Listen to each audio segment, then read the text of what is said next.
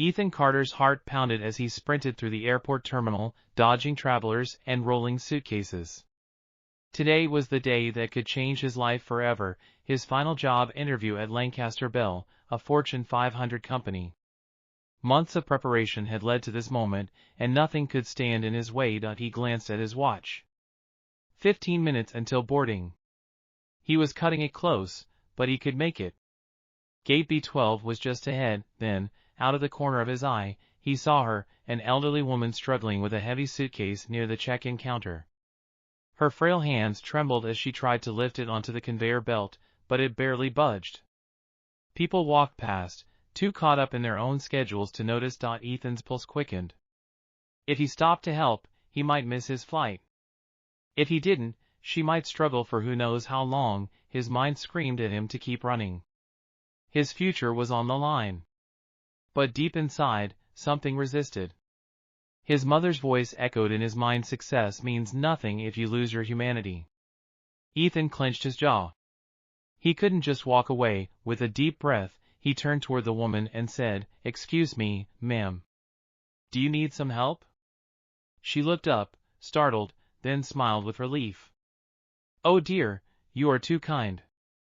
I just need to get this bag up, but it's heavier than I expected." Ethan lifted it effortlessly. "You're all set, ma'am." She placed a gentle hand on his arm. "You are a good young man." "Thank you." Just then, his name blared over the loudspeaker. Final boarding call for Flight 267 to New York, Gate B12. His stomach dropped. Had he just made a terrible mistake? Ethan spun on his heel, his pulse racing. Gate B12 was just ahead, but the doors were already closing. No, no, no! He sprinted forward, weaving through travelers, his carry-on bag bouncing against his side. Sweat trickled down his brow. He couldn't miss this flight. As he reached the gate, the finality of the moment hit him like a brick wall. The door had shut. "Please," he gasped, gripping the counter. "That's my flight." The gate agent barely looked up. "I'm sorry, sir. The flight is closed." Ethan's heart sank. Everything he had worked for, gone. His chance at a dream job at Lancaster Bell? Vanished. He had spent months preparing, carefully planning every move, and now, it was over. Regret gnawed at him. Had he just thrown away his future for a single act of kindness? A soft voice interrupted his spiraling thoughts. "Oh dear, did you miss your flight because of me?" Ethan turned. The elderly woman stood beside him, eyes filled with concern. He forced a smile. "It's okay, ma'am. I'll figure something out." She studied him for a long moment, then reached into her purse. "I think you should call this number." Ethan took the business card hesitantly. His breath caught in his throat as he read the name, Margaret Whitmore. His mind reeled. That name wasn't just familiar, it was legendary. He had seen it in business magazines, Forbes articles. Margaret Whitmore was the CEO of Whitmore Enterprises, one of the most powerful Fortune 500 companies in the country. Ethan looked up at the woman, stunned. "Wait, this is your company?" She smiled knowingly. "Let's just say, I think you missed the wrong meeting today."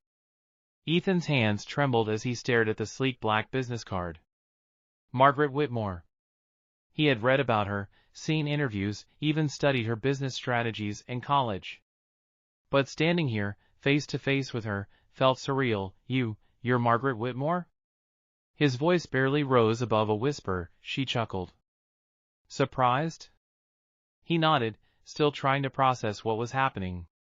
Just minutes ago, he thought he had lost everything.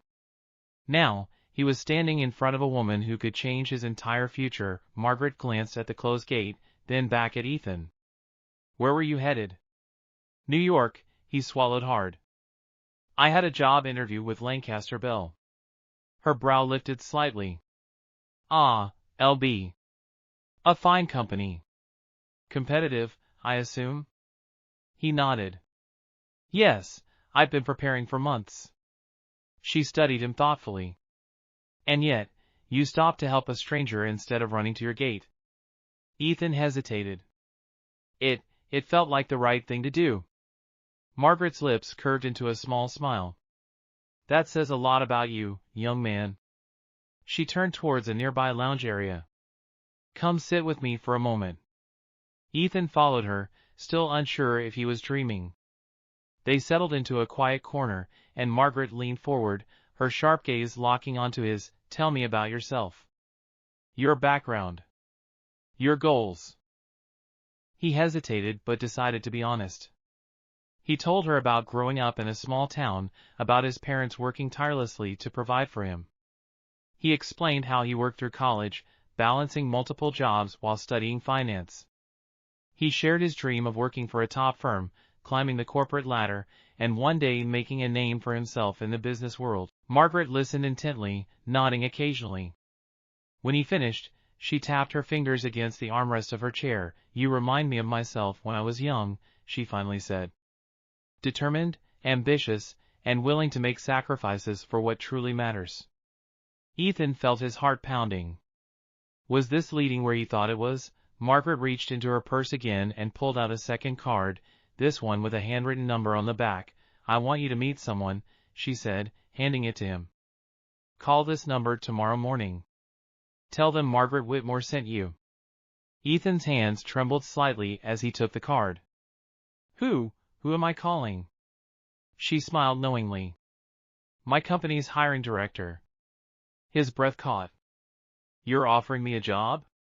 Margaret's expression turned serious. I'm offering you an opportunity. Whether you turn it into something greater, that's up to you. Ethan sat back, his mind spinning. Just an hour ago, he thought his future was over. Now, he held in his hands a direct line to one of the most powerful companies in the world. Fate had taken an unexpected turn. And for the first time in his life, he felt like he was exactly where he was meant to be. Ethan sat frozen, staring at the business card in his hands. Margaret Whitmore's personal referral. It was an opportunity most people could only dream of. His mind raced with conflicting emotions. Just hours ago, his plan had been crystal clear: nail his interview at Lancaster Bell, secure the job, and begin climbing the corporate ladder.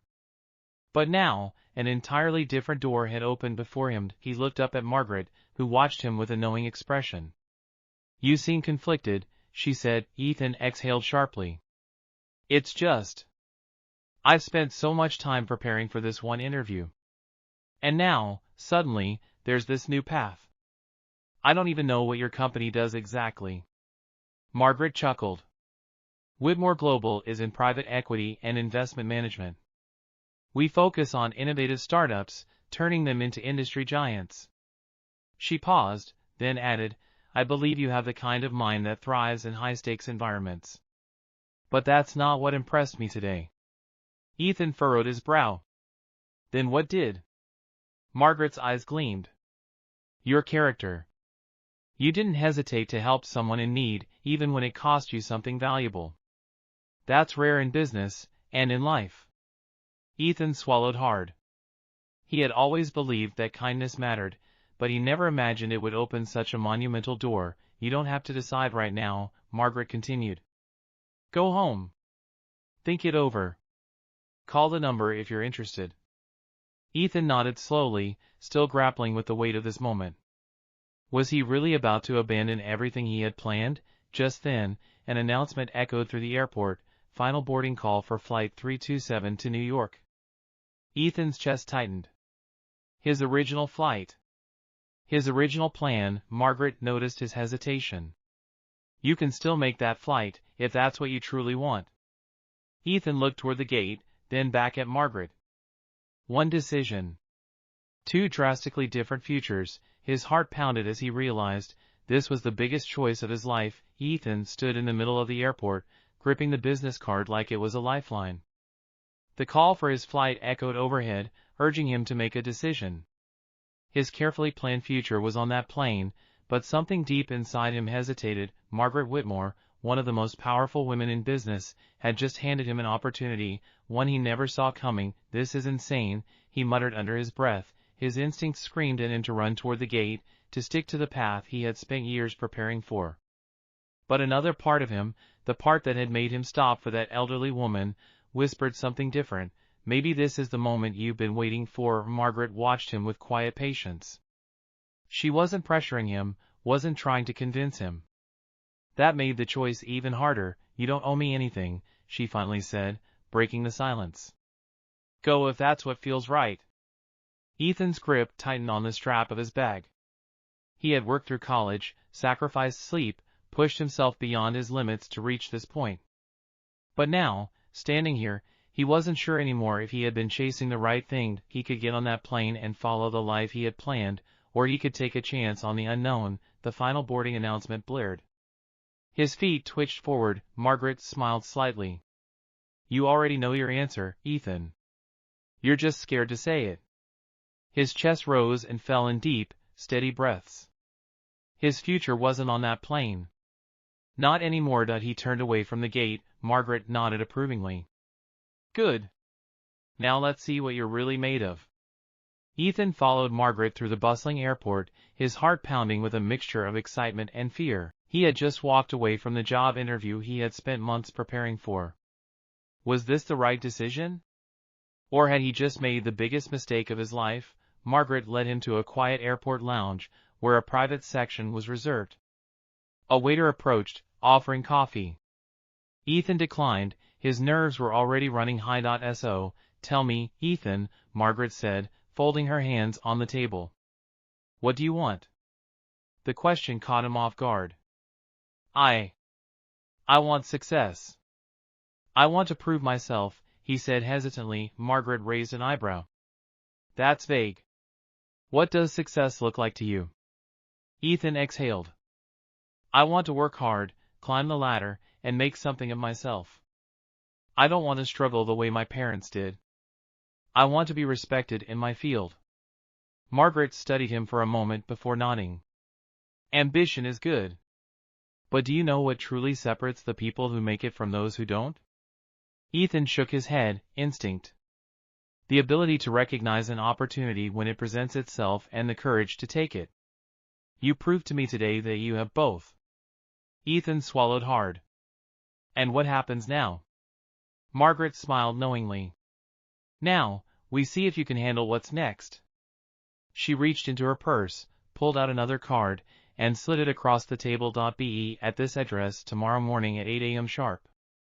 Don't be late. Ethan stared at the card. This was it. His chance at something bigger than he had ever imagined. With a deep breath, he nodded. I'll be there. Ethan barely slept that night. His mind replayed the events of the day over and over. One decision, helping an elderly woman, had completely altered his life.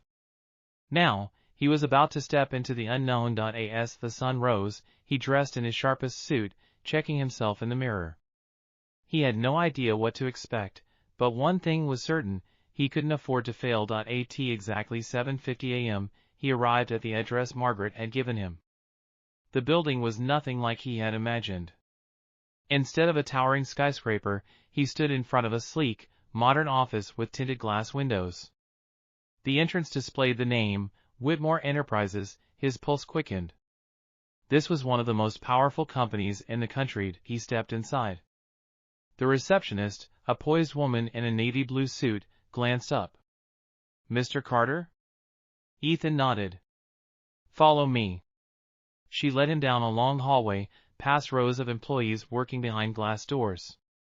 Everything felt precise, structured, efficient. Finally, she stopped in front of a large conference room and opened the door. Inside, Margaret sat at the head of a long, polished table. Next to her were three other executives, each watching Ethan with sharp, assessing eyes. Margaret gestured to the seat across from her. Sit. Ethan took his place, gripping the arms of the chair to steady himself. Today, Margaret said, her voice calm but firm, we're going to see if you're truly ready for an opportunity like this. Ethan's heart pounded. What kind of test? Margaret smiled slightly. Let's find out. Ethan sat upright, his hands resting on the table as Margaret leaned forward. This is not a typical interview, she said. We already know your resume. What we don't know is how you think under pressure. Ethan swallowed. He had expected questions about finance, leadership, or business strategies. Instead, this felt different. Margaret nodded to one of the executives, a sharp-eyed man in a dark suit. He slid a folder across the table. Open it, he instructed. Ethan flipped it open. Inside was a case study, real-time data from one of Whitmore Enterprises' struggling divisions. Sales were down, employee morale was dropping, and competitors were taking market share. The challenge was clear: fix it. Margaret tapped the folder. You have 20 minutes. Tell us how you turn this around. Ethan's pulse spiked. This wasn't theory, this was real. He skimmed the numbers, analyzing the trends. He noticed something. The decline in sales started just after a shift in marketing strategy. Digging deeper, he saw that employee turnover had also increased during that time. There was a connection, an internal issue affecting external performance. He looked up. You don't have a sales problem.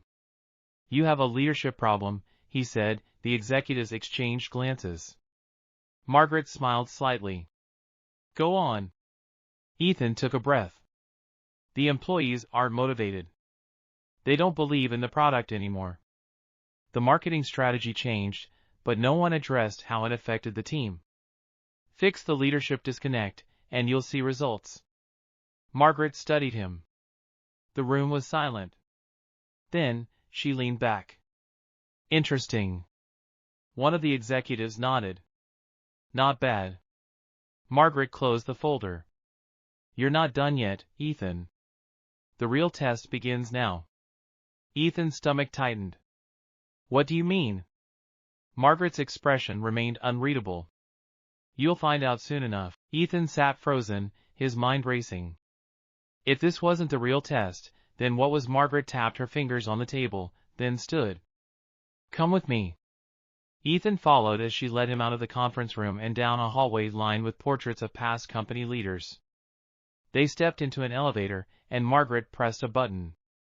The doors slid shut. Ethan, she said, her voice calm but firm.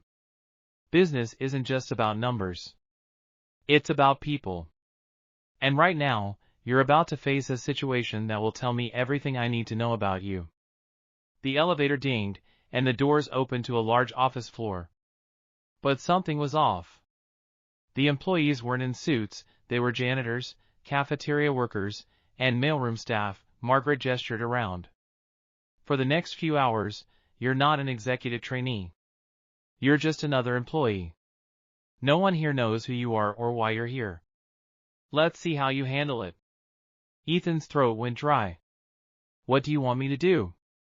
Margaret handed him a company ID badge. Find out what makes this company truly work. If you can't connect with the people at the foundation, you'll never succeed at the top. With that, she walked away. Ethan took a deep breath and looked around. A man in a gray uniform was struggling with a heavy box of supplies. Without hesitation, Ethan stepped forward. Need a hand? The man exhaled in relief. Yeah, thanks. You new here? Ethan nodded. Something like that. As he lifted the box, he had no idea that this simple act, just like at the airport, would change everything. Ethan spent the next few hours working alongside the company's unsung heroes, the janitors, cafeteria workers, and mailroom staff. He listened to their stories, shared laughs over coffee, and even helped fix a jammed copy machine. At first, they treated him like any other new hire, but as the hours passed, they noticed something different. He wasn't just going through the motions, he cared. By the time Margaret returned, Ethan was stacking chairs in the break room after lunch. She watched him for a moment before stepping forward. So, she asked. What did you learn? Ethan wiped his hands and took a deep breath. That leadership isn't just about big decisions in boardrooms. It's about understanding the people who keep everything running. Margaret's eyes twinkled. Good answer. Now, let's talk about your future. She led him back to her office, where a contract lay waiting on her desk. You've already proven you have the skills, she said. But today, you proved you have the heart. That's why I'm offering you this position. Ethan's hands trembled as he picked up the contract. It was more than he had ever dreamed of, a direct path into an executive role at one of the world's most powerful companies. He looked up at Margaret. Why me? She smiled. Because real leaders don't chase success, they build it by lifting others. Ethan exhaled, feeling the weight of the moment. With a steady hand, he picked up the pen and signed his name. He had missed one job interview, but in return, he had found his destiny. If this story inspired you, don't forget to like, share, and comment your thoughts below. What would you have done in Ethan's place? Subscribe for more powerful stories that remind us how small acts of kindness can change lives in unexpected ways. And remember, success isn't just about what you achieve, but who you become.